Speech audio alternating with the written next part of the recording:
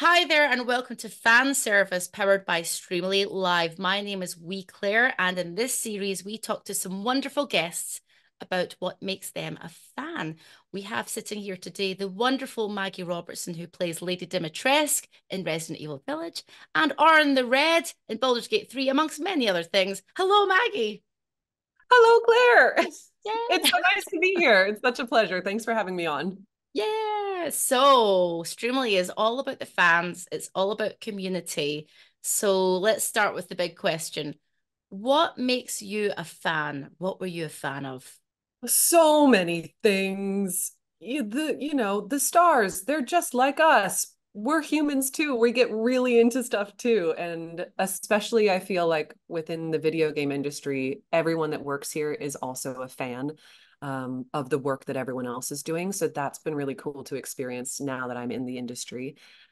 As far as I go, when I grew up, I was a huge Lord of the Rings fan. I love fantasy stories because I love escaping to other worlds and period. That's it. That's it. That's the end of the podcast. Right. That's End the, here. the That's shortest all you get. podcast. And tell me now, I know that you met the Hobbits. I also met the Hobbits. So tell me before you tell me about you meeting the Hobbits. I want to know how you felt when you first watched Lord of the Rings. What was your feeling?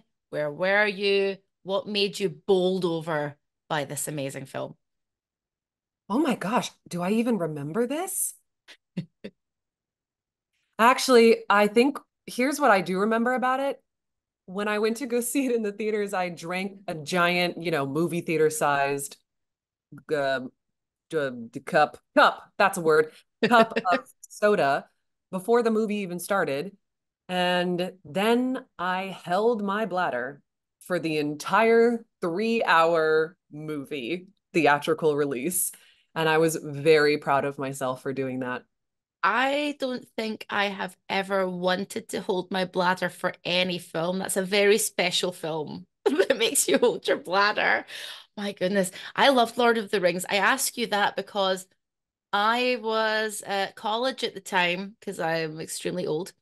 And I decided to skip classes that day to go watch Lord of the Rings. Oh, And you rebel. You badass. oh, it was so good. So when I met the Hobbits recently, it was last year at a convention, I was pretty stoked. Tell me about your Hobbit story then. Like how, because I Oh know you my met them at a God. convention, right? It was so surreal. It was so surreal. I totally lost my mind afterwards, but I was also very proud of myself for keeping it together during the engagement, during the meeting. So cool. Didn't even ask about Lord of the Rings. Okay. I was cool and just like was a person. Um, yeah. So I was at, let's see, Fan Expo Cleveland. hmm And they were all there. And it was fate because they were all there on Saturday. And then some of them were leaving on Sunday. So they weren't going to be there the full day, which I didn't realize at first. So on Saturday, it was so slammed and so busy.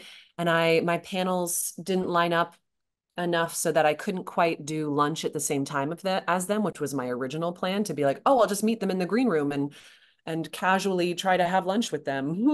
I'm not creepy at all. But that didn't happen. And so at the end of the day, I was like, oh, well, it's okay.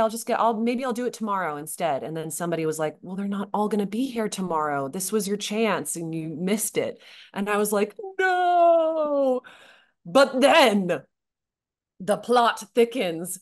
I show up on Sunday morning to the Comic-Con, and it turns out the two hobbits, I don't know who they were, but the two hobbits that were supposed to leave decided to stay for me. For me. They didn't know it, but they stayed for me. Um, so that Amazing. was fate. Right. And then my handler did me a solid and secured a photo with them for me. And I was like, and everyone else, all the handlers knew because she told everyone that I was obsessed with Lord of the Rings and I'm freaking out. And then all the other handlers were like coming and winking and nudging over at me. And I was like, just stop it right now. I'm being cool. Be cool. Be cool. I'm not doing this. Um, so I used the photo as my in and I went over to them and I said, hey, I think my handler got me a photo with you guys later. So I just wanted to introduce myself because you'll be seeing me later and hi.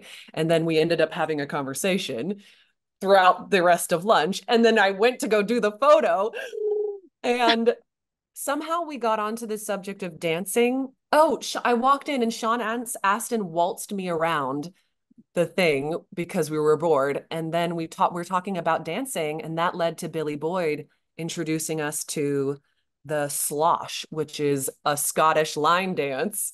Oh And then, God. of course, we had to do the slosh, and somebody took a video of it and it went viral-ish. I don't know how to classify things on the internet. That's what they tell me. But yeah, it was amazing and it was awesome. And I was so cool, collected, calm. And then I walked out of that room and I absolutely collapsed on the ground. Oh, I love that so much because I saw that you shared that and I saw it and I was so happy you met them because they're as well as being so cool because they're in Lord of the Rings and it's a great film. They're really nice people, right? They're just They're really nice nice. They're people. super chill. They're just lovely. Okay, but I have to ask you, very important question.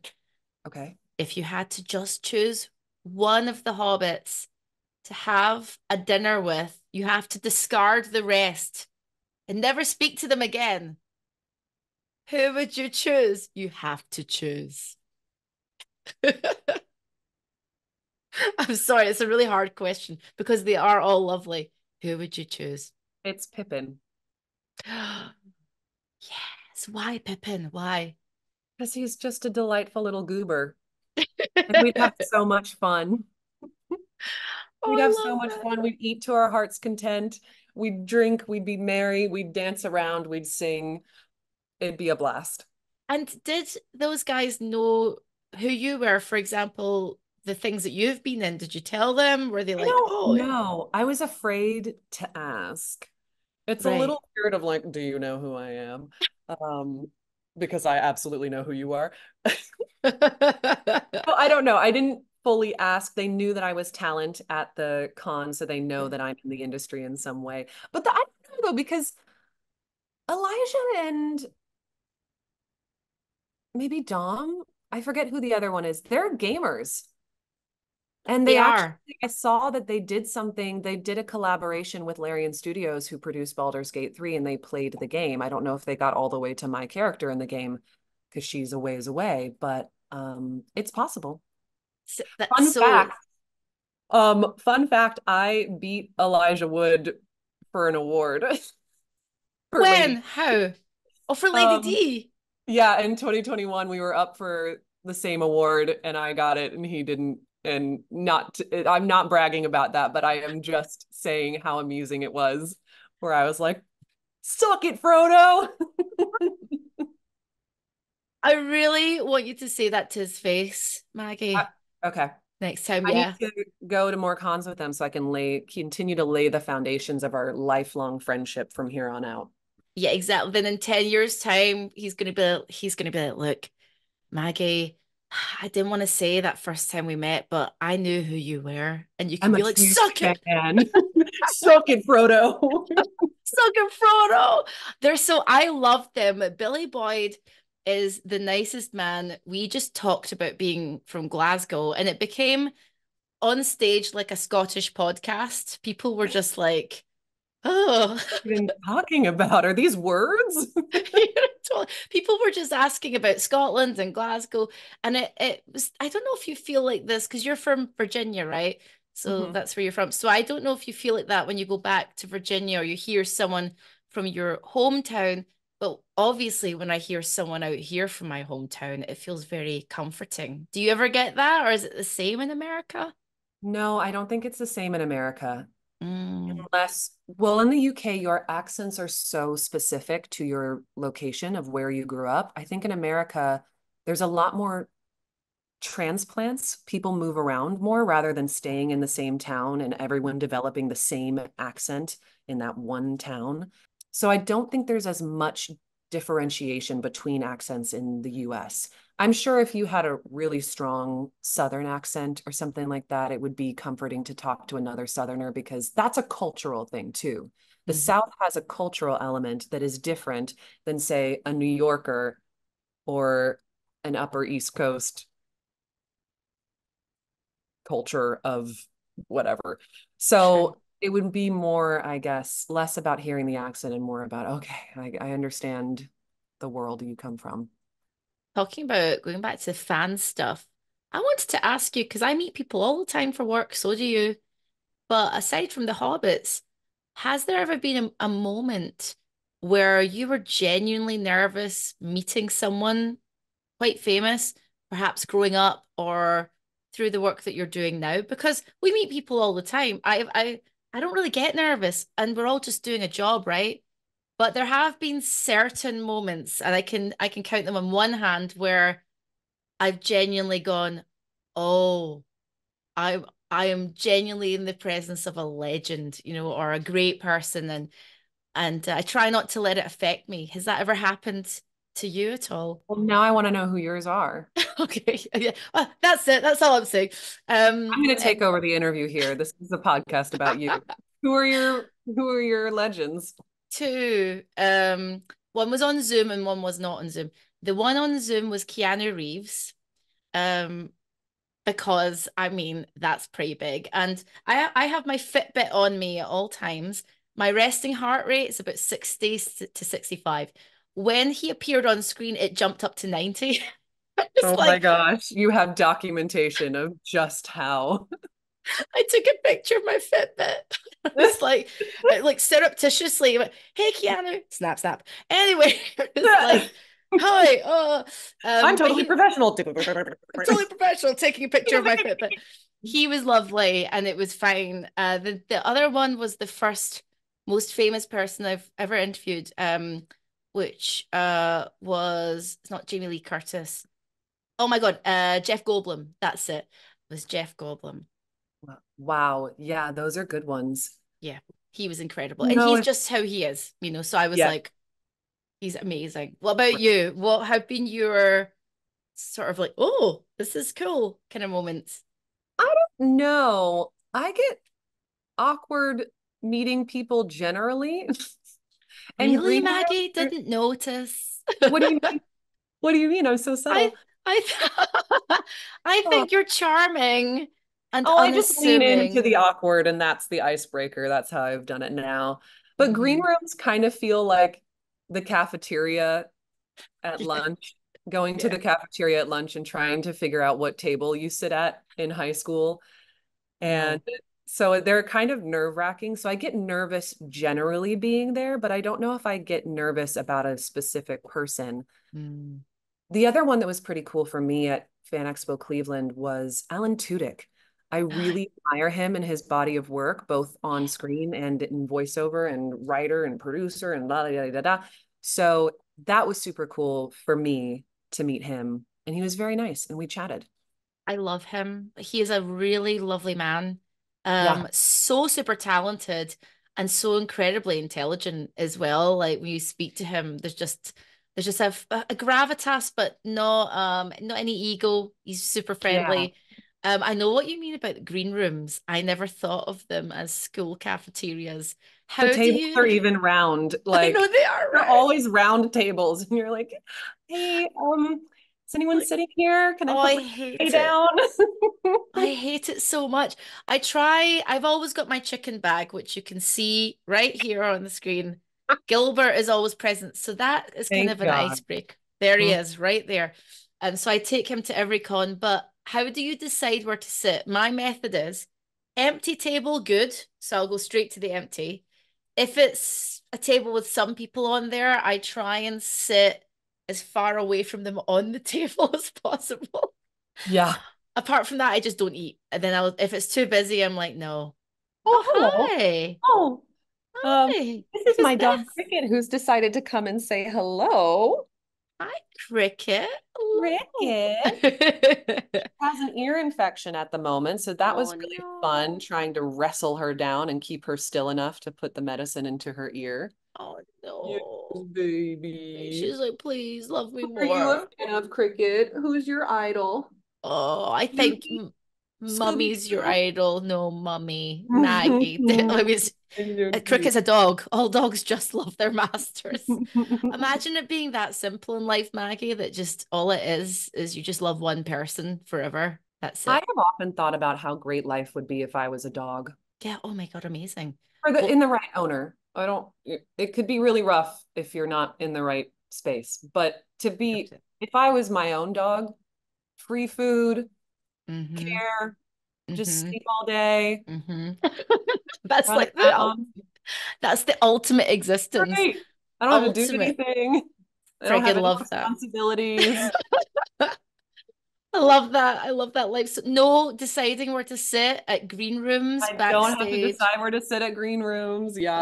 What is your method? You didn't answer. What is your method of choosing the Oh, best seat at a green room? Very important. I don't know. I guess I put my bag down at an empty table. I'll put my stuff down and leave it there. And then I'll go off and like make a cup of tea or get my food or whatever. And then hopefully by then other people have joined my table. And then I go back to my stuff being like, okay, here I am. They're like, ah. And then they're So, there and and then I get to talk to them. so I'm at table. We don't know each other, right? Okay. Imagine that. So we don't know each other. I know it would be That's a sad, bad. sad place, sad That's world. So we don't know each other, and I'm sitting at a table, minding my own business, eating some kind of cheesecake and potatoes, prob probably at once. You sit down. What is your opening line to me to try to break the ice? Right, I'm eating right now. Is anyone sitting here? No, go ahead. Cool. Thanks. I was gonna go, yeah, actually there is, but I've learned from improv to yes and. Yeah, Uh please. Would you?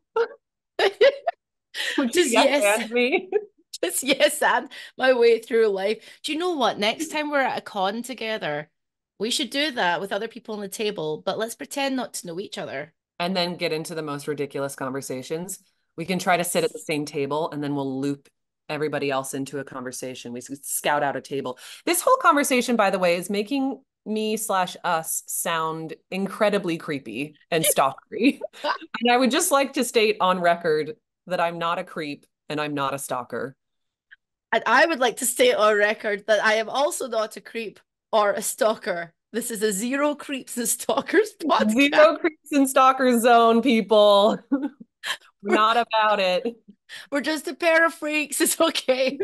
It's all right. We're good freaks. There's good normal, good normal. Exactly. So we're good freaks. It's like Yeah. that's good freaks. So tell me, let's talk about Streamily Okay. before we leave today. I want to ask you, what is your favorite thing about Streamily? Like, what is the best thing about what Streamily does for you and also the fans? Streamily was so instrumental for me because Resident Evil Village, which was my first big game to come out, was came out still during pandemic times. We were still semi on lockdown. Nothing was really back to normal yet. And it allowed me to connect with the fan base and make connections and live stream my signings, which then led to community building and friendships being built. And a lot of those people that came to my original Streamily signings still come back and watch my stream, even if they haven't bought a print, or they'll come back and buy repeat prints. And so it's really turned into um, such a deeply entrenched and loving community that is they're pretty avid about supporting me and supporting each other and making it a safe space. So that's been really special. They really have allowed me to build that community and tap into that community and that fan base. Have people that maybe discovered you on Streamly or saw you on Streamly, got something signed, come out to see you at conventions, and likewise people from conventions going on to Streamly to go watch Yes. you. Oh, Yes. That is my new favorite game when somebody comes up to the table and is like, I have purchased XYZ prints from you on Streamily. And sometimes I even remember the names. It's a community and I do know who people are now, and that's pretty cool. Oh, hello, Cricky. Are you coming to play? You Hey, you wanna you wanna talk about how do you feel about Streamily, Cricky? How do you feel? Yeah. Uh-huh. Okay. Um, I love cricket. she's ready to play again. I Uh, love that. I love that you can actually recognize people and there's a lot of community building on there as well, which I think is really important. And not everybody can get out to conventions. So actually it's a nice way for people to connect yes, online. it makes this experience accessible for everyone, even internationally, since it's harder to secure international cons. Yes, it Get is. that in person. Now, you've got an event coming up. It's in June. So please tell us about your event in June. When is it? Yeah. What can I people have two. expect? Yes. Oh my gosh. Yes. This is a very exciting event. Um, Pure Arts has created a statue of Lady Dimitrescu that is to scale 1/4 or something scale. That's math, and I don't speak math, so it never made sense to me. But it's a really beautiful statue of Lady D that is magnificent, and I have seen it live before at a Comic-Con, and people have brought me the ones that they've purchased, and I've signed them. But if you haven't had a chance to do that, Streamily is offering, we've partnered with Pure Arts, and we have a total of, I think, 15 statues that I am going to sign, and they're going to deliver it to whoever has purchased it. So this is a pretty exclusive, unique event that we're hoping people love. And yeah, and we hope to bring more new special things like that for you to you guys as well. Amazing. Thank you so much, Maggie. For those who are wondering where to find Maggie on Streamly, just go to Streamly's website, type in Maggie's name. We'll also have links in descriptions and in bios and all sorts of places as well. So make sure you click on those. Maggie, one last thing. What would you like to say to the fans at Streamly before we leave? I think just thank you. You've made this whole process extremely fun. It's such a joy and a delight to feel the love and the support that comes from this community. And it's a privilege to be in this position that I am in. And I would not be here if it were not for the fans. So it is my honor and my privilege to give back in the way of autographs, signings, going to Comic Cons, getting to meet people in person. All of that is really special for me, and I don't take it for granted. Okay, wow, that was a very long final note to the fans. Uh, I love that. Thank you, Maggie. I want you Guys, to know, I know we're yes. trying to be professional, but this is my brand, so I'm just going to say it anyway. You asked me if I wanted to say something final to the fans, and my first instinct was to say poo poo pee pee. And I want you to know that I stopped that intrusive thought and I said an actual thoughtful, heartwarming answer, but poo poo pee pee was there. That was I the undertone of my nice, heartwarming answer. It was heartwarming on top and then poo poo pee pee on the bottom. I love that, and I wouldn't expect anything less. Thank Thank you very much, Maggie, for chatting to me at Streamily. This is Maggie Robertson, powered by Poo Poo Pee Pee. Um, Oh no, they're never gonna ask me back now. This that's is it. the You're off. end. That's The it. You're end. done. Oh God, thank you so much, Maggie. We love you so much, and we'll see you again soon, guys. We hope you enjoyed. Bye. Thank you. Bye. Today I am chatting to the wonderful Maggie Robertson, who plays Ladies in Oh no! I can feel it, but you know when you're I can't get it out of my mouth.